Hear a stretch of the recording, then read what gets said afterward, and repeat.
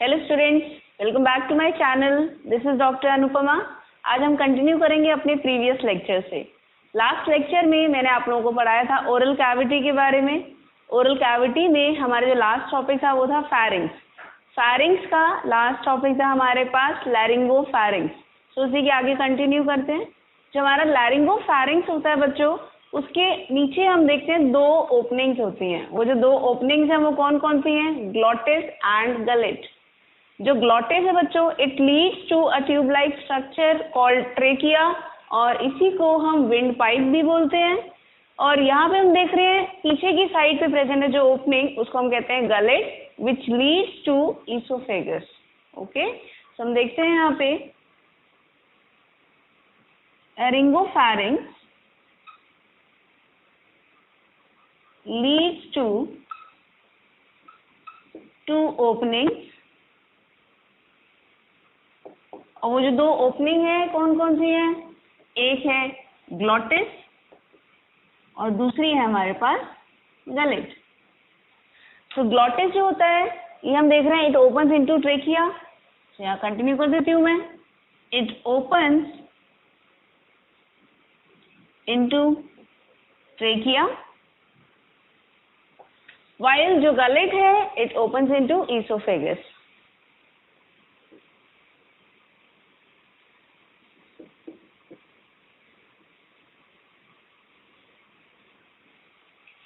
तो अगर हम यहाँ पर देखते हैं कि खाना जो भी हमने खाया, to make sure it enters esophagus and not trachea, इस टाइम पे क्या होता है बच्चों? जैसे ही हमने खाना खाया, ग्लॉटिस को कवर कर देता है एक कार्टिलेजिनस फ्लैप, जिसको हम कहते हैं एपिग्लॉटिस। कार्टिलेज से बना है, एक फ्लैप लाइक स्ट्रक्चर है, इसको हम बोलते हैं एपिग्लॉटिस। जब भी हम खाना खाते हैं ये क्लोज कर देता है ग्लॉटिस को, to make sure food does not enter trachea. यहाँ पे लिख देती हूँ epiglottis, a cartilaginous flap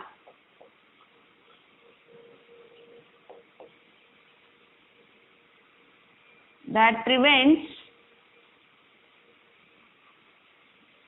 entry of food into trachea। तो ट्रेकिया के अंदर हम देख रहे हैं फूड हमारा एंटर नहीं कर पाएगा क्योंकि यहाँ पे एक कार्टिलेजिनस फ्लैप है। आगे कंटिन्यू करते हैं बच्चों ईसोफेगस के बारे में। अब ये ईसोफेगस क्या है? ईसोफेगस हमें पता है ये फर्स्ट यहाँ से शुरू हुआ एक ट्यूब लाइक स्ट्रक्चर है, जिसमें हम क्या देख रहे हैं? सो ईसोफेगस जो होता है एक हमारी लॉन्ग ट्यूब होती है which is around 25 centimetre long. आपने इसका लोकेशन देखा था, it was present behind the trachea, so it is present posteriorly, ये पीछे पाया जाता है बच्चों।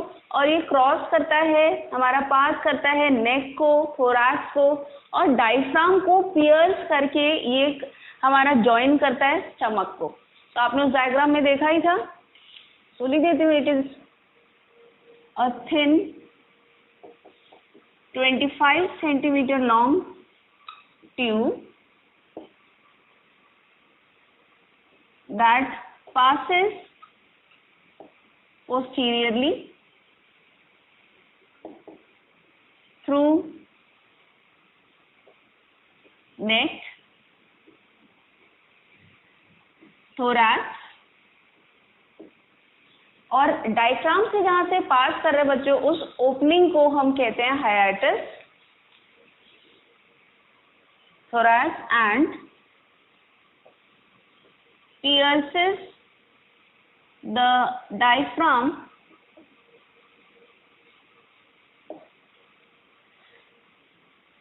through an opening called hiatus. So यहाँ से क्रॉस करके हम देखते हैं it join stomach. Oesophagus extends from pharynx to stomach और जो स्टमक की ओपनिंग है जहाँ पे हमारा ईसोफेगस खत्म हो रहा है वहां पर एक स्फिंक्टर पाया जा रहा है जिसको हम कहते हैं कार्डियक स्फिंक्टर। तो देखते हैं esophagus extend from pharynx to stomach and its opening is regulated by cardiac और gastroesophageal sphincter। तो क्लास ये देखिए यहाँ पे क्या हुआ, जो ईसोफेगस हमारा जहाँ पे खत्म हुआ स्टमक में वहां पर एक हम देख रहे थे एक स्फिंक्टर पाया जा रहा है। अब ये स्फिंक्टर क्या चीज है, एक रिंग लाइक अरेंजमेंट होता है हमारा सर्कुलर मसल्स का जो कंट्रोल करता है किसी भी चीज के पैसेज को। एक आप लोगों ने देखा होगा स्कूल के टाइम पे एक बैग यूज करते हैं हम लोगों ने तो बहुत किया हुआ है। ऐसे वाले बैग को हम कहते हैं पैराशूट बैग। तो इसमें ये बैग होता था, यहाँ पे ऐसा एक थ्रेड लाइक स्ट्रक्चर होता था। हम क्या करते थे, इस थ्रेड लाइक स्ट्रक्चर को ऐसे खींचते थे तो ये पूरा क्लोज हो जाता था। अब हम उल्टा भी कर देंगे बैग को तो बैग में से कुछ भी सामान बाहर नहीं गिरता था। यहाँ पर ये देख रहे हो, ये जो ओपनिंग है इसको जिसने बंद कर दिया है, एकदम गार्ड कर दिया है, वो काम कर रहे हैं यहाँ पे एज स्फिंक्टर। इसी तरीके से हम देखते हैं सर्कुलर मसल्स भी जब होती हैं एक साथ मिलके एक रिंग लाइक स्ट्रक्चर बनाती हैं ताकि पैसेज ऑफ फूड जो है वो एक ही डायरेक्शन में हुआ, दोबारा वो खुद नहीं खोलेगा। अब इसको कार्डियक स्फिंक्टर क्यों बोला गया है? कार्डियक स्फिंक्टर इसलिए बोला गया है because it lies near the heart. Gastro-oesophageal sphincter क्यों बोला? क्योंकि ये स्टमक और इसोफेगस दोनों के बीच में प्रेजेंट है। स्टमक के लिए हमने वर्ड यूज किया है गैस्ट्रो, इसोफेजियल तो इसोफेगस के लिए समझ में आ ही रहा है। Okay okay class, talking about oesophagus, इसका हिस्टोलॉजी देखते हैं हम लोग। इसका हिस्टोलॉजी या जो इसकी टिश्यू की लाइनिंग है it is same as oral cavity. So हम देखेंगे it is also lined bye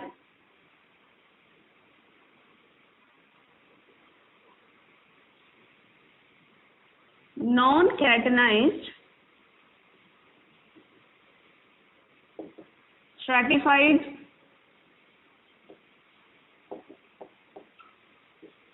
squamous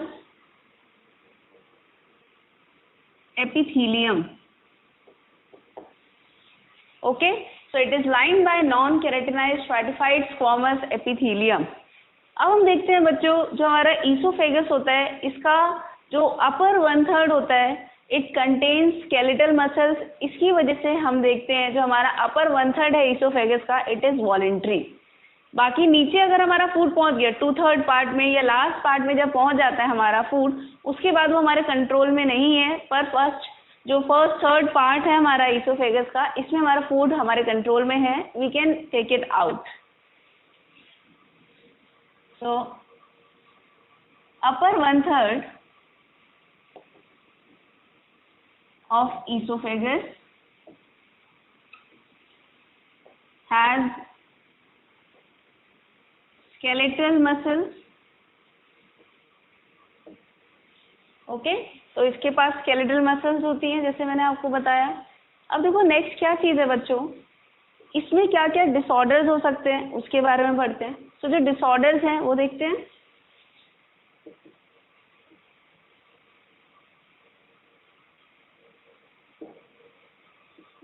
इसमें जो सबसे फर्स्ट डिसऑर्डर है वो है हमारे पास अक्लेशिया कार्डिया। अक्लेशिया कार्डिया वर्ड का मतलब क्या है, इसमें हम क्या देखते हैं, जो हमारा कार्डियक स्फिंक्टर था जो हमने देखा था इसोफेगस और स्टमक के बीच में पाया जा रहा था स्फिंक्टर, उसको हमने बोला था cardiac sphincter. It fails to relax, एकदम कॉन्ट्रैक्टेड स्टेट में ही है, ये खुला ही नहीं। जब खुला नहीं तो सारा खाना हमारा कहाँ रह जाएगा, इसोफेगस में ही लोड होकर रह जाएगा, नीचे जाएगा ही नहीं। तो इस कंडीशन में हम क्या देखते हैं, बहुत हैवीनेस सा फील होगा हमें और एक पॉइंट के बाद इसोफेगस में बर्स्ट। तो उस कंडीशन को हम कहते हैं अक्लेशिया कार्डिया। एक बहुत सिंपल तरीके से आप इसको याद कर सकते हैं, अचलेसिया, खाना आगे चल ही नहीं रहा। मतलब ऑपोजिट चल, चलने का ऑपोजिट, खाना चल ही नहीं रहा, वहीं पे रुक गया है, नीचे पहुंचा ही नहीं, इस कंडीशन को हम कहते हैं अक्लेशिया कार्डिया। तो इसमें हम लिखते हैं कार्डियक स्फिंक्टर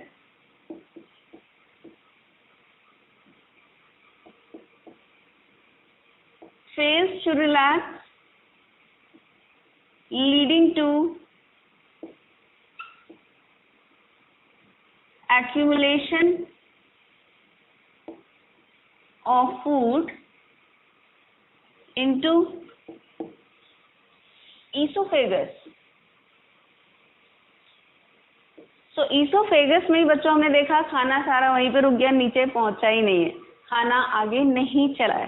ठीक है, नेक्स्ट जो हम देखते हैं यहाँ पे डिसऑर्डर है, उसको हम कहते हैं हार्ट बर्न। हार्ट बर्न कहते हैं, और इसी के लिए एक और टर्म हम यूज करते हैं, वो है पायरोसिस। और पायरोसिस, अब ये पायरोसिस क्या होता है बच्चों? हार्ट बर्न, नाम से क्या लग रहा है तुम्हें? दिल जल गया? दिल नहीं जल रहा है यहाँ पे। यहाँ पे क्या चीज होता है बच्चों? हमने एक डायग्राम देखा था, कुछ इस तरीके से था कि ईसोफेगस आया, ये स्टमक के अंदर एंटर कर गया, यहाँ पे कार्डियक स्फिंक्टर था। कभी कभार क्या होता है, जो भी एसिडिक कंटेंट होता है हमारा स्टमक में, वो एंटर कर जाता है ईसोफेगस में। तो स्टमक में हमें कोई दिक्कत नहीं हुई थी एसिडिक कंटेंट होने की वजह से। क्यों? क्योंकि हमारे पास यहाँ पे बहुत थिक लाइनिंग थी म्यूकस की। उतनी थिक लाइनिंग हमारी ईसोफेगस में नहीं थी, जिसकी वजह से क्या होता है, जब रिगर्जिटेशन होता है, जब यहाँ से एसिडिक कंटेंट हमारा ईसोफेगस में जा रहा है, तो हम देखेंगे हमें यहाँ पे बहुत ज़्यादा बर्निंग सेंसेशन होगी। और अभी थोड़ी देर पहले ही मैंने आपको बताया था, यहाँ पे क्या पाया जाता है? हार्ट, यहाँ पे बर्निंग सेंसेशन हो रही है, इसलिए इसका एक लेमन टर्म में इसको बोल दिया हम लोगों ने heart burn.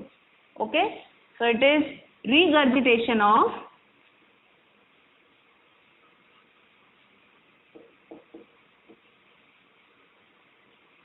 acidic content into esophagus। तो ये हमारा हार्ट बर्न के बारे में था। एक चीज आपको ध्यान रखनी है बच्चों, ईसोफेगस में कोई डाइजेशन नहीं होता, कुछ भी नहीं होता। यहाँ पे हम देखते हैं सिंपली पेरिस्टाल्टिक मूवमेंट होता है, जिसकी वजह से हम देख रहे हैं फूड जो हमारा फारिंग से स्टमक तक पहुंच रहा है। तो यहाँ तक हमारे पास ईसोफेगस का था। नेक्स्ट हम लोग कंटिन्यू करते हैं हमारा टॉपिक स्टमक। तो क्लास, ये हमारा स्टमक का स्ट्रक्चर है। आप इसका स्ट्रक्चर देख रहे हैं कैसा है, ये जे शेप बैग लाइक स्ट्रक्चर है। ओके,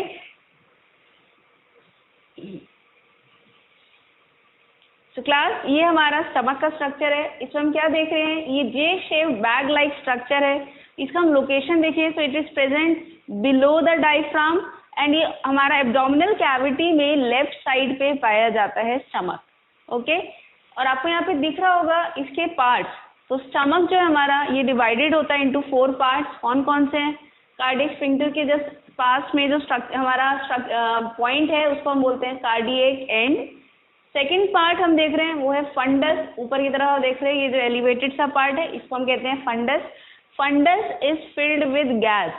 इसके जस्ट नीचे जो मेन पार्ट है हमारा स्टमक का, उसको हम कहते हैं बॉडी, और जो लास्ट पार्ट है उसको हम कहते हैं pylorus.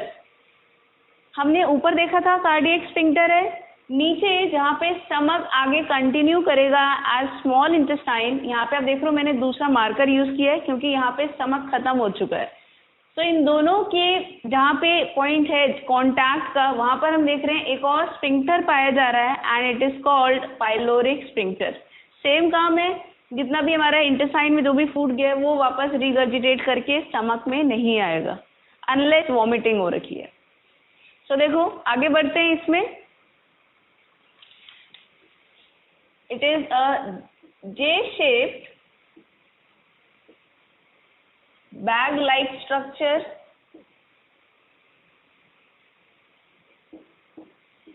present beneath the diaphragm। ठीक है, और मैंने आपको बताया कि लेफ्ट में प्रेजेंट होता है हमारा ये एब्डोमिनल कैविटी के।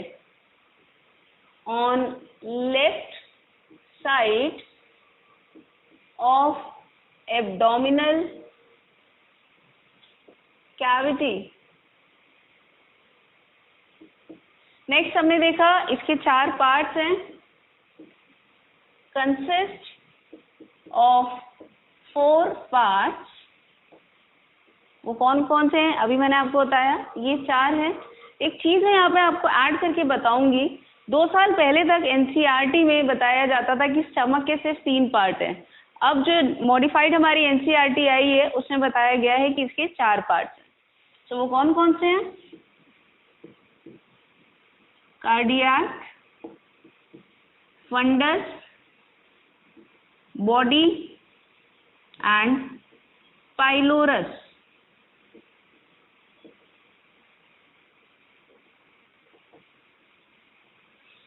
ओके, तो ये 4 parts, cardiac, fundus, body and pylorus, ये इसके 4 पार्ट हैं। एक चीज देखिए बच्चों, यहाँ पे जो स्टमक है इसका बहुत ज्यादा कर्वेचर है। देख रहे हैं यहाँ पे बहुत बड़ा कर्व है, इसलिए हमने इस वाली साइड को बोला ग्रेटर कर्वेचर। यहाँ पे हम देख रहे हैं बहुत छोटा सा कर्व है, इसलिए हमने इसको क्या बोला, लेसर कर्वेचर। अब ये जो ग्रेटर कर्वेचर, लेसर कर्वेचर है, हम देखेंगे इसके थ्रू जो हमारा स्टमक है बॉडी वॉल से अटैच्ड है, और बॉडी वॉल से इन दोनों कर्वेचर्स को अटैच करवाया है एक डबल फोल्ड ऑफ पेरिटोनियम ने, जिसको हम कहते हैं मेसेंट्री। पेरिटोनियम क्या है? एक हमारा एब्डोमिनल शीथ होता है, उसने उसका जब डबल लेयर हो जाता है, ये मिलके इसको जब अटैच कराता है बॉडी वॉल से, तो स्पेसिफिकली हम उसको कहते हैं मेसेंट्री। तो क्लास, जैसे मैंने आपको बताया कि ग्रेटर और लेसर कर्वेचर होता है हमारा स्टमक में, जिसमें हमने क्या देखा था, it is attached to body wall by a double fold of peritoneum called mesentery. अब जो इनर लेयर होता है बच्चों स्टमक का, वो उसमें हम देखते हैं वो बहुत ज्यादा फोल्डेड होता है। जो इनर लेयर थी वो भी कैसे बनी है, म्यूकोजा से, ये बहुत ज्यादा फोल्डेड है। और जब म्यूकोजल फोल्ड्स बनते हैं, मैंने आपको पैलेट में भी बताया था, उसको क्या बोलते हैं, उसको बोलते हैं र्यूगे। जब स्टमक में ऐसे हमारे म्यूकोजल फोल्ड्स बन रहे हैं तो उसको हम बोलते हैं गैस्ट्रिक र्यूगे। तो मैं आपको समझाती हूँ इसके थ्रू। ये हम देख रहे हैं एक बैग है, जब इसके अंदर फूड नहीं है तो ये, या कोई भी सामान नहीं है, ऐसे फोल्डेड फॉर्म में है, इसमें बहुत सारे फोल्ड्स हैं, ये यहाँ पे र्यूगे का काम कर रहे हैं। जैसे ही फूड आया हम देखेंगे पूरा इस तरीके से खुल गया, तो इस टाइम पे हमें र्यूगे नहीं दिखेंगे, बट जब स्टमक में फूड नहीं है तो हम देखेंगे स्टमक इज फोल्डेड, और वो जो फोल्ड्स हैं उसको हम कहते हैं gastric rugae. So inner layer of stomach folds, has folds known as gastric rugae। Okay, अब ये जो हमारा इनर लेयर है स्टमक का, उसमें एक और चीज पाई जाती है जिसको हम कहते हैं गैस्ट्रिक ग्लैंड्स। सो inner layer also contains gastric glands. अभी गैस्ट्रिक ग्लैंड्स कैसे हमारे, आप देखो ये बहुत सिंपल है, ट्यूबुलर है, ट्यूब जैसे हैं, और इसमें थोड़ी थोड़ी ब्रांचिंग है। तो हम लिख सकते हैं यहाँ पे gastric glands are simple tubular branched glands.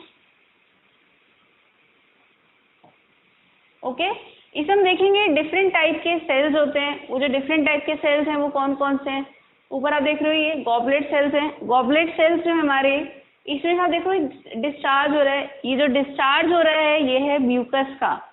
तो गॉबलेट सेल्स क्या करते हैं, बहुत सारा म्यूकस का डिस्चार्ज करते हैं। Goblet cells are also called mucus neck sales.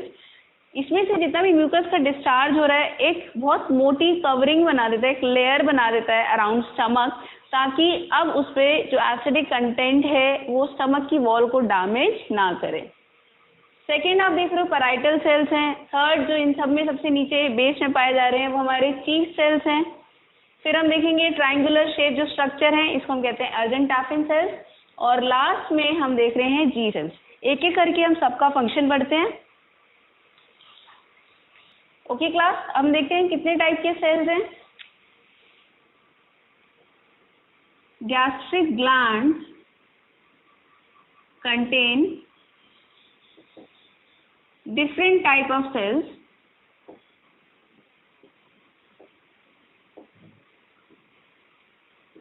वो कौन कौन से हैं, एक एक करके पढ़ते हैं। फर्स्ट है हमारे पास गॉबलेट सेल्स, और इसी को हम म्यूकस नेक सेल्स भी बोलते हैं।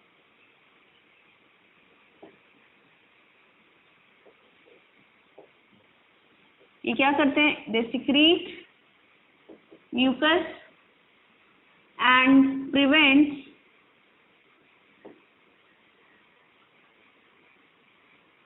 wall of stomach from excoriation, जलने से बचा रहे हैं।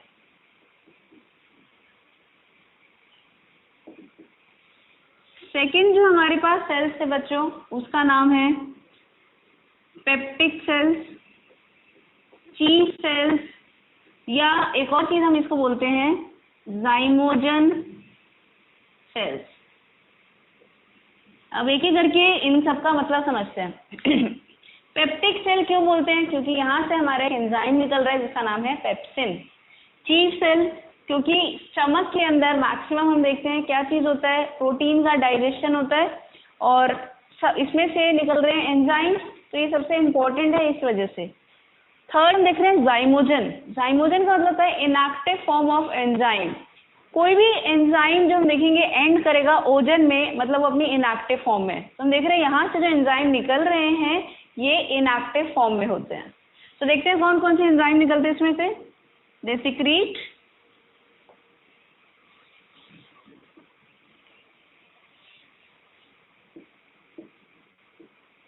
पेप्सिनोजन, प्रोरेनिन, और लास्ट है हमारे पास गैस्ट्रिक लाइपेज। ये बहुत नेग्लिजिबल अमाउंट में होता है। तो बच्चों पेप्सिनोजन एंड प्रोरेनिन ये दोनों तो हमारे प्रोटियोलिटिक एंजाइम्स हैं, प्रोटीन को तोड़ने का काम करते हैं। प्रोरेनिन जो होता है ये हम देखते हैं मिल्क प्रोटीन को डाइजेस्ट करने का काम करता है। तो हम देख रहे हैं ये दोनों हमारे क्या हैं, प्रोटियोलिटिक हैं। प्रोटियोलिटिक प्रोटीन का लाइसिस कर रहे हैं, ब्रेक डाउन कर रहे हैं। गैस्ट्रिक लाइपेज एक तो बहुत कम अमाउंट में पाया जा रहा है, दूसरा यहाँ पे वो कंडीशन फेवरेबल नहीं है कि ये बहुत अच्छे से काम कर पाए, तो इसका बहुत नेग्लिजिबल इफेक्ट होता है, ना के बराबर इसका काम होता है। ये था हमारा पेप्टिक सेल्स के सिक्रीशन के बारे में। थर्ड जो हमारे पास सेल्स हैं वो हैं parietal cells which are also known as oxyntic cells.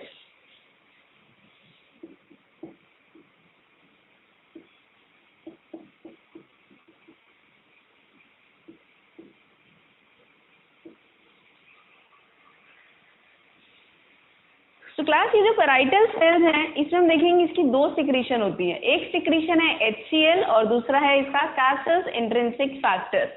तो इसमें देखते हैं दे सिक्रीट, फर्स्ट हम देखते हैं कैसस इंट्रिंसिक फैक्टर।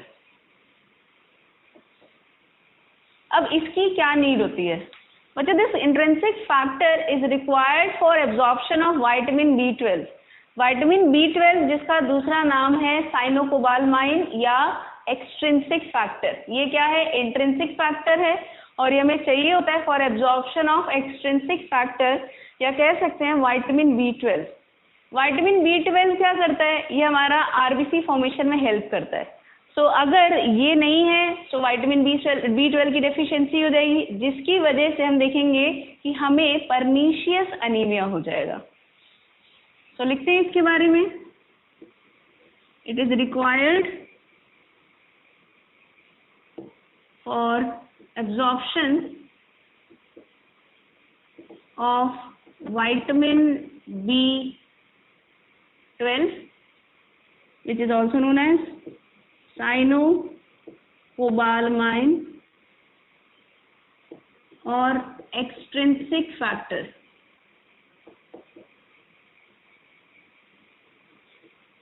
ठीक है। अगर एब्जॉर्प्शन नहीं हुआ तो क्या हो जाएगा, परनीशियस अनीमिया। हम लिख सकते हैं its deficiency causes pernicious anemia। Okay, so ये हमारा फर्स्ट सिक्रीशन था पैराइटल सेल्स का। नेक्स्ट सिक्रीशन हमारा है HCl। सो हमारी जो सेकंड सिक्रीशन है पैराइटल सेल से या ऑक्जेंटिक सेल से, उसको हम कहते हैं HCl। इसका क्या फंक्शन है बच्चों? फर्स्ट हम देखते हैं ये एसिडिक पीएच को मेंटेन करते हैं। जो हमारा गैस्ट्रिक जूस है it is highly acidic, 1.8 to 2.5 तक हम देखते हैं उसका पीएच होता है। सेकेंड हम देखेंगे इट किल्स माइक्रोब्स, इसलिए हम कहते हैं ये फिजियोलॉजिकल बैरियर भी है, एक सिक्रीशन है जिसकी वजह से हम देख रहे हैं माइक्रोब सर्वाइव नहीं कर पा रहे हैं। थर्ड हम देख रहे हैं इट एक्टिवेट्स एंजाइम्स। एंजाइम जैसे हमने अभी थोड़ी देर पहले पढ़ा पेप्सिनोजन, पेप्सिनोजन को एक्टिवेट करने का काम करता है हमारा HCl। फोर्थ हम देख रहे हैं ये क्या करता है, ये कन्वर्ट करता है फेरिक आयन को इनटू फेरस आयन में, और ये हमारा एब्जॉर्बेबल फॉर्म होता है फेरस आयन। अगर HCl की डेफिशिएंसी हो गई, जिसको हम बोलते हैं एक्लोराइडिया, वो हो गया, इसकी वजह से हम क्या देखते हैं फेरिक आयन फेरस आयन में कन्वर्ट नहीं होगा, तो हमारी बॉडी के अंदर एब्जॉर्बेबल फॉर्म ऑफ आयरन नहीं है, जिसकी वजह से हमें हो जाता है iron deficiency anaemia. Okay, so ये हमारा सेकेंड सिक्रीशन था पैराइटल सेल का। नेक्स्ट सेल के बारे में पढ़ते हैं जो हमारा फोर्थ सेल है। तो जो फोर्थ सेल है वो है अर्जेंटाफिन सेल।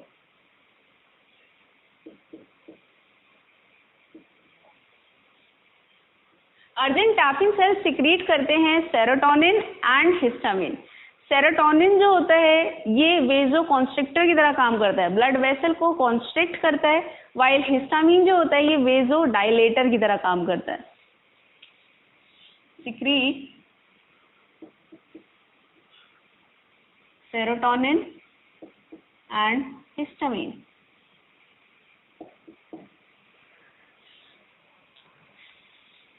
ओके,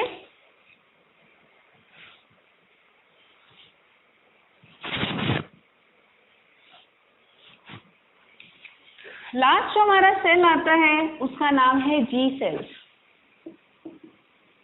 जी सेल से हमारा एक हार्मोनल सिक्रीशन निकलता है जिसको हम कहते हैं गैस्ट्रिन।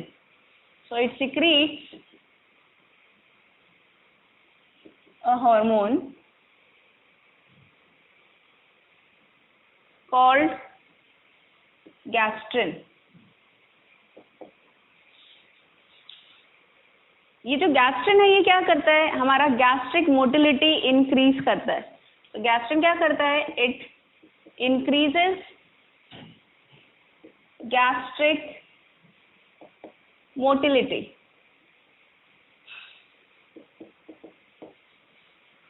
तो ये हमारे डिफरेंट टाइप के सेल्स थे जो स्टमक में पाए जाते हैं।